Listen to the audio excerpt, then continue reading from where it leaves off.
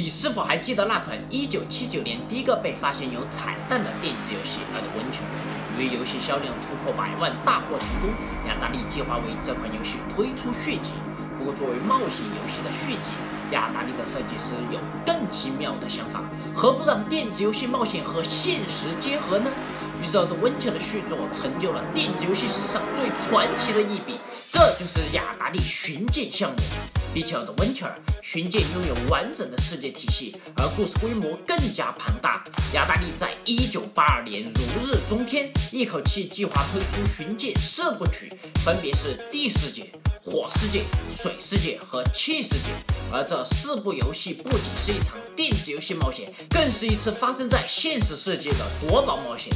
在游戏中，玩家获得正确的线索后，可以写下来寄给雅达利公司。如果线索正确，就可以参加一场线下举办的寻剑比赛，唯一的获奖者就可以得到对应游戏的宝物。地世界的宝物是一块镶满了12颗钻石的 18K 纯金护符，火世界的宝物是一个装饰有各种珍珠宝石的黄金圣杯，水世界的宝物则是镶嵌有各色宝石翡翠的黄金王冠，气世界的宝物是一块布满宝石的金边白玉宝盒，4个宝物分别价值均为25000美元，25000美元啊！在1982年可不是一笔小数目。而获得4个宝物的玩家还要参加一场决赛，获胜者就可以获得一把价值5万美元的终极术士宝剑，剑柄纯金打造，剑身纯银打造，镶上宝石，高贵无比。寻剑冒险绝对是电子游戏史上最灿烂的辉煌，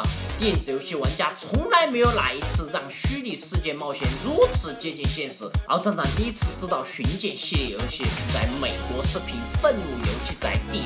88集中，视频中当 James 罗夫生动地介绍寻剑时，我震撼无比。我不仅惊叹于这款冒险游戏居然能让玩家获得巨大宝藏，更震惊于游戏本身富有创造性的玩法。在1982年，电子游戏冒险就是一场真正的寻宝冒险。这场冒险在当时称之为中世纪以后最大规模的寻宝冒险。寻剑诞生在了电子游戏最好的时代。不过你肯定想知道寻剑玩家是怎样一步步通过这款冒险游戏获得宝物的，不要走开，敖厂长将带你亲自体验寻剑4部曲。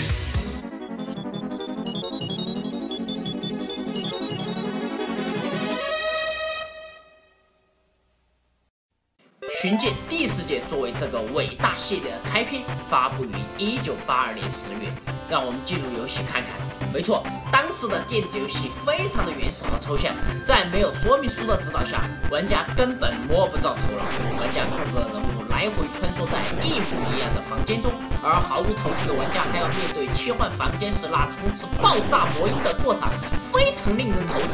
不过当你拿出游戏说明书，一切自会了然。其实游戏总共只有12个这样的房间，这个设定来自黄道12宫，每个房间代表一个星座。你可以想象故事的主角泰拉穿行房间中寻找能够打开藏宝石的宝物，有时候还要经历一系列的挑战，在得到魔物后按正确顺序摆放就能够得到一条线索。一个渲染画面中出现了数字16-4，这是一个令人费解的线索。这难道是打开藏宝室的密码吗？可以这么理解。不过这个密码通往的不是宝物，而是游戏附赠的一本由 DC 漫画制作的寻剑漫画书。我去，这个数字对应的是漫画书所在页以及第几个漫画。而我们果然在寻剑地世界漫画第16页第4个发现了隐藏的线索 Spire。我的天！在如此原始的游戏中，游戏的进程依靠说明书来驱动，游戏的剧情通过漫画来呈现，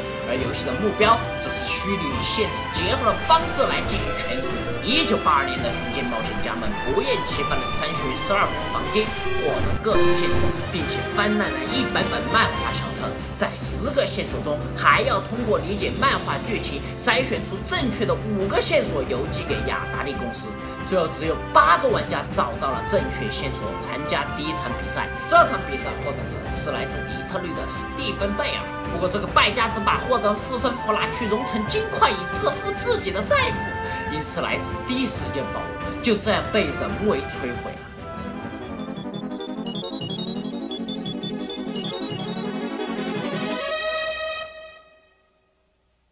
寻剑冒险》第2章《火世界》发布于1983年2月。游戏结构基于犹太教的生命之树。游戏的玩法虽然和第4界大致相仿，但令人不解的是 ，YouTube 上关于火世界的视频有很多，但通关视频几乎没有，甚至很多视频都没有打出线索数字画面。就连愤怒游戏在第88集也没有具体介绍如何在火世界游戏中寻找正确线索，这是怎么回事呢？另外，火世界有一个恶性 bug。玩家可以反复触碰房间的角落，这样会直接触发 bug 导致穿越，这样会莫名其妙的出现线索数字。而这一次的数字画面又不同，数字只有00到09，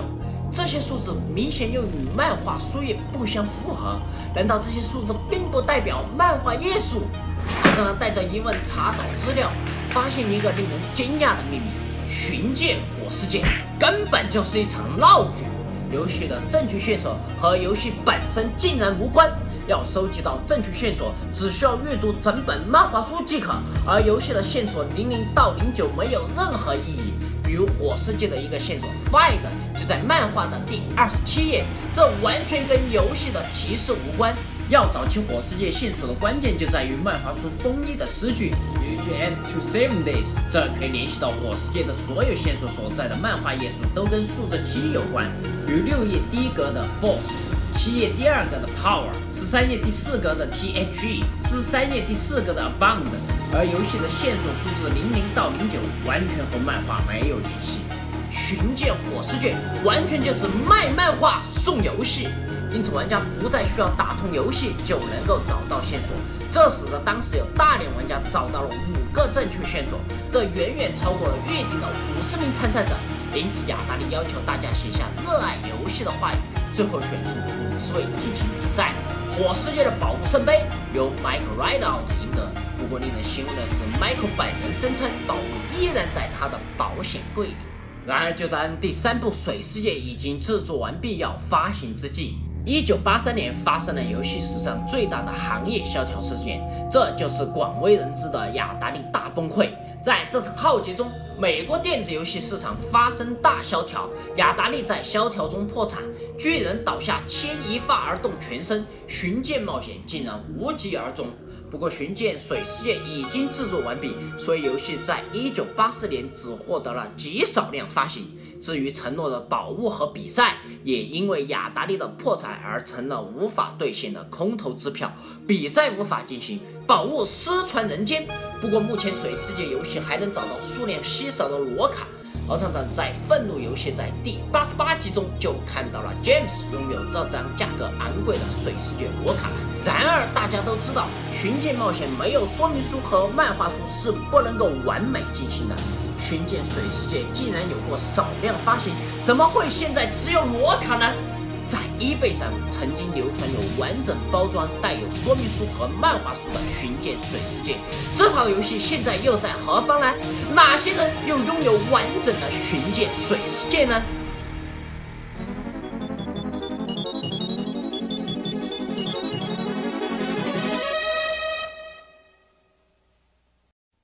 ？1983年年末，雅达利大量游戏滞销，首当其冲的就是被赋予厚望的 E.T.， 当时有多达100万份的 E.T. 卖不出去，游戏销售困难直接导致雅达利公司股价受挫，一夜之间雅达利资产蒸发，这直接影响了本打算于年末发售的寻剑水世界。游戏延期到1984年才姗姗来迟。不过这款游戏在当时也只能通过雅达利粉丝俱乐部购买，没错，你只有当时购买很多雅达利游戏，成为其会员用户后，才有资格购买寻剑水世界。后来获得了水世界的玩家又把游戏卡带拿到中古游戏店去贩卖，这也就是为什么你现在还能看到一些水世界罗卡的原因。不过就是这张罗卡在 eBay 上也要贩卖到1000人民币以上。不过由于没有说明书和漫画书，敖先生并不觉得这张罗卡值当这么多钱，只有获得了完整包装的寻剑水世界，才算是真正完成了第3部曲的冒险。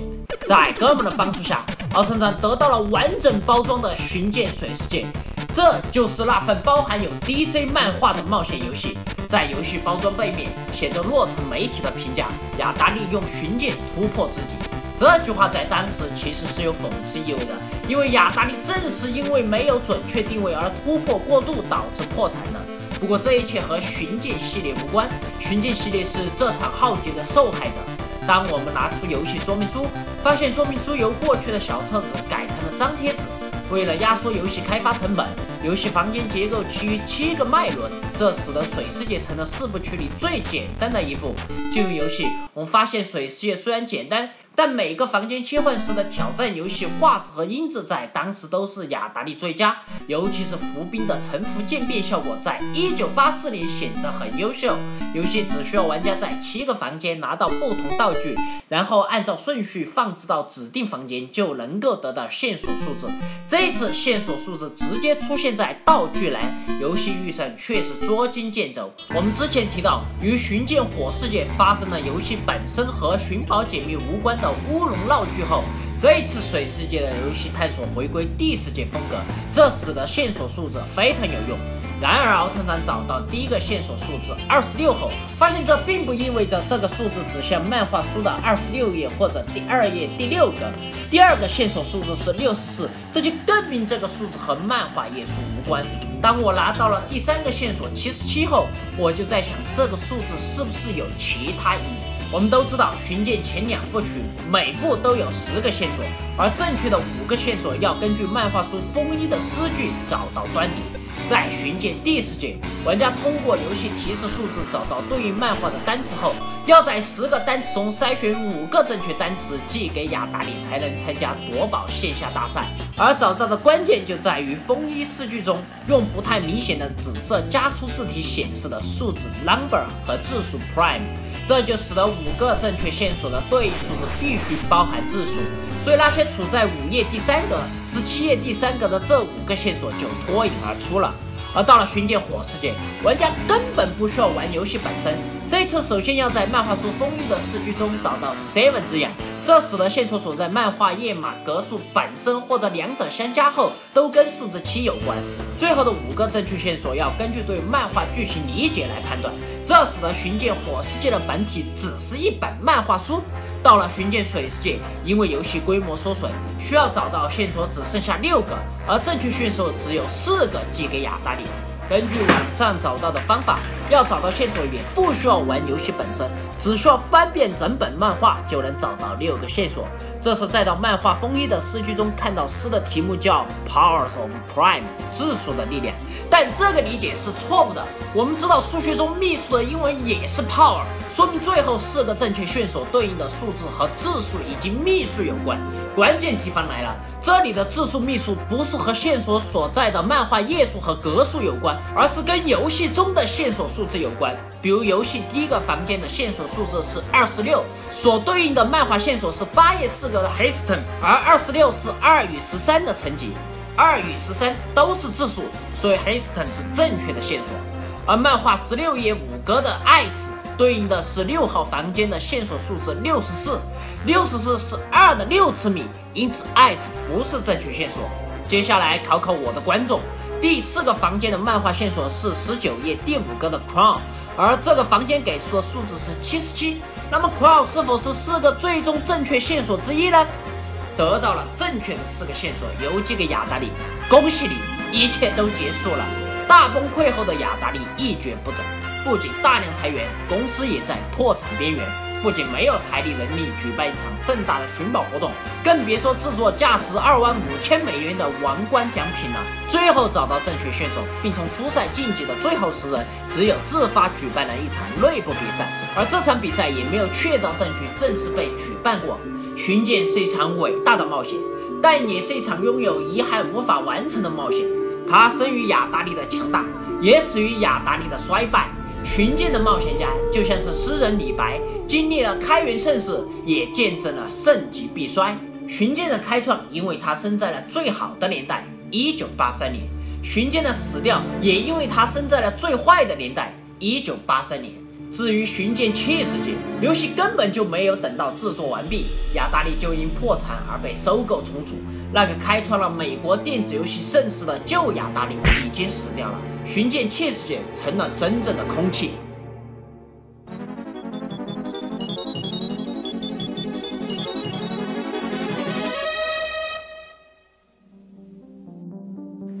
巡检器世界打算1983年发布，但因为1983年发生雅达利大崩溃，器世界根本没有制作完就烂尾了。据巡检器世界程序员托德·法伊尔的说法，器世界的迷宫结构基于中国易经，这使得游戏的迷宫有8个部分，64个房间，这代表着易经的8卦。而在器世界中，这8卦的主题分别是天堂、风、水、山、地球、雷霆、火和湖。然而，当游戏刚刚涉及到第一卦天堂场景时，雅达利大崩溃发生，财务危机使得巡检项目烂尾，器世界成了这个游戏系列伟大冒险最沉痛的一环，也是这场冒险永远无法弥补的一环。巡检冒险在没有终点的彼方结束了，就如同 James 所说的那样，器世界真的成了空气。由于器世界已经制作了开头，传闻有2个游戏的原型存在，因此我们可以一窥器世界的第一卦天堂的样子。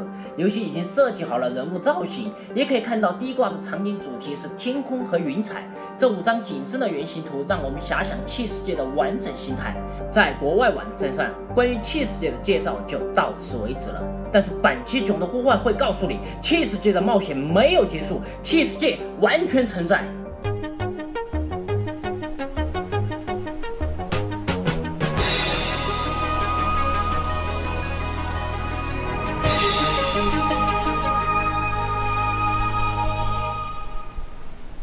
雅达利虽然没有完成巡检器世界的制作，但是敖厂可以根据目前已经存在的原型图自己制作巡检器世界。Battery Basic 是一款基于 Basic 语言的编程软件。敖厂想要制作雅达利2006游戏，不再需要花费数年时间来试图寻找汇编语言，只要掌握基本的 Basic 语言，就能在这套软件上制作巡检器世界。然而，雅达利2006毕竟是古老的游戏平台，它的设计依然是那么的粗暴，那么的抽象。敖厂从来不会编程，设计雅达利2006游戏对我来说根本就是读天书，因此我花费了半个月的时间参加编程培训，在网上参考了有限的视频教程，反复阅读 Battery Basic 的使用方法，终于简易实现了巡检器世界的第一卦。由于 Battery Basic 的直观性，我们可以在图形界面设计器世界的人物，而在过去只能用这种原始的机器语言调整人物的形态，用同样的方法编辑场景，这样第一个场景和人物就实现了。接着用 If Joy Zero 命令使你的人物可以上下左右操作，汇编后我们看到可以上下左右移动人物了。但是现在有2个问题，首先是人物移动的时候没有动画效果，其次是人物本身没有颜色。首先我们要用到 Set Clear 命令，让你的人物有颜色。打开色彩表，给每一行像素的颜色填充值。接着使用 F 等于 F+1 赋予变量值。当 F 等于20的时候，人物就会改变形态。最后不要忘了 Draw Screen 命令，不然你将无法看到游戏场景。进行汇编后，我们就可以看到第一个场景被简单还原了。接着还原第2个场景，这是一个横轴动作界面，玩家需要跳到云彩上进入上方的通道。这里不仅涉及到实体碰撞问题，还涉及到重力和自由落体命令。因为如果你不能赋予 Gravity 和 Fall 命令，你的人物依然只能上下左右进行平面移动。而一旦牵扯到重力和自由落体，又涉及到更多的变量。这里花费了我很多时间学习，虽然只是皮毛内容，但我也感受到编程的复杂性和不确定性，体会到了码农的艰辛。任何一个语法错误，一个格式不规范，都有可能造成大面积错误。要知道，横轴动作是80年代游戏最难设计的一部分。我在网上参考了很多方案，经过反复次抓狂修改，汇编了许多莫名其妙的 bug， 测试了许多不尽人意的结果，终于让这个角色可以跳跃，可以感受到重力的牵引，可以感受到云彩的支撑了。就是这3个简单的不能再简单的动作，却要花费一长串的程序语言进行实现。最后我也是勉强实现了第2个场景，这时我已经累得半死。到了第3个场景，这里我们明显看到游戏的场景层次更多，像素更细腻。首先是这8朵毒云就出现在8个不同的层次，而加上最上方的天堂之门和云朵之间的空隙，这个场景的高度已经超过了雅达利游戏场景默认的12层。按照常规的设计，汇编后你只能看到不完整的场景。那么游戏中这个场景是如何实现的呢？这里就要调用 DPC 加命令。DPC 加命令是可以让你的游戏容量达到32KB，这足以让你编辑更大的场景。而 DPC 加模式是一个多内核的库，默认的第一库容量很小，所以调用 DPC 加命令后，你需要用这个命令使得启动代码进入第二库，这时你就可以编辑大场景了。当我设计好游戏场景汇编后，我却发现只能这样，这是怎么回事？场景的下方根本显示不出来，这是因为不管你游戏场景再大，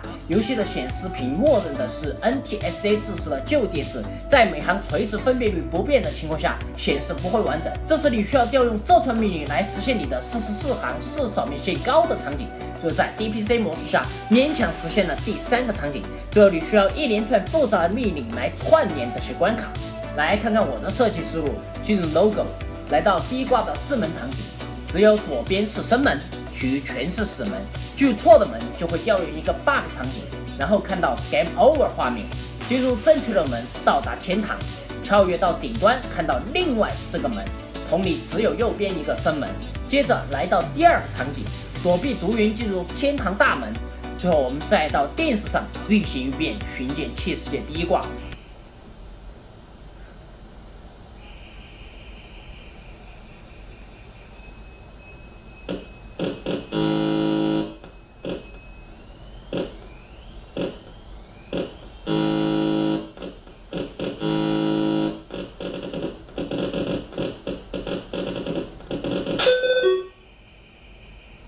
当我们看到2的时候，按照寻剑系列以往的玩法，就应该找到漫画书所对应的页面寻找答案了。可惜寻剑器世界并没有开发完成，更不要提游戏附赠的漫画了。难道即便我设计完了游戏，也不能完成这个冒险了吗？但是本期囧的呼唤会告诉你，器世界的冒险可以完成。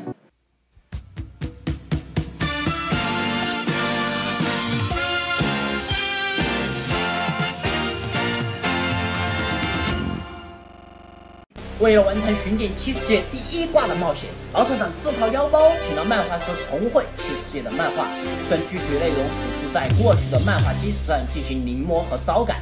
根据游戏最后提示的数字2，我们在第2页找到了答案，坚决。没错，感谢 Better Basic 软件的作者，感谢这些精心编撰的教程，感谢让我知道寻剑游戏的人。敖厂长只是通过实现器世界的第1挂来告诉大家，器世界的冒险没有结束，只要大家动手，更多的高手加入进来，融汇自己的想法，器世界可以制作完成，器世界的冒险也可以进行完。只要有决心，寻剑冒险可以完成。敖厂长只是在别人的教程指导下勉强实现了第1挂的形态。如果有真正的职业 Basic 语言程序员参与，器世界就不再是空气。寻剑是一场真正属于电子游戏头号玩家的冒险，是一场真正属于热爱电子游戏文化玩家的冒险。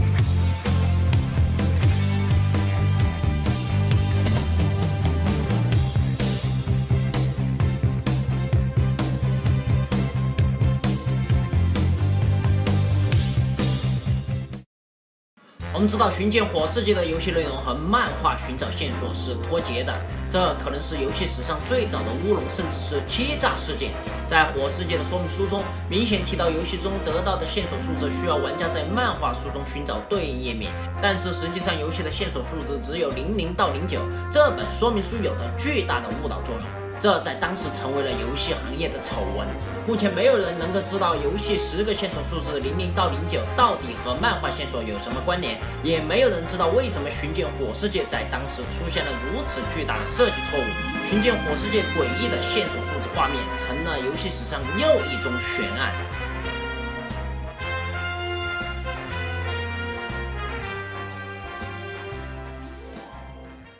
如果你认为本期视频就这样结束了，你就错了。在本期视频中，我用黑色字体埋藏了5个文字线索，分别藏在不同时段的视频画面中。你能够找到这5个文字线索吗？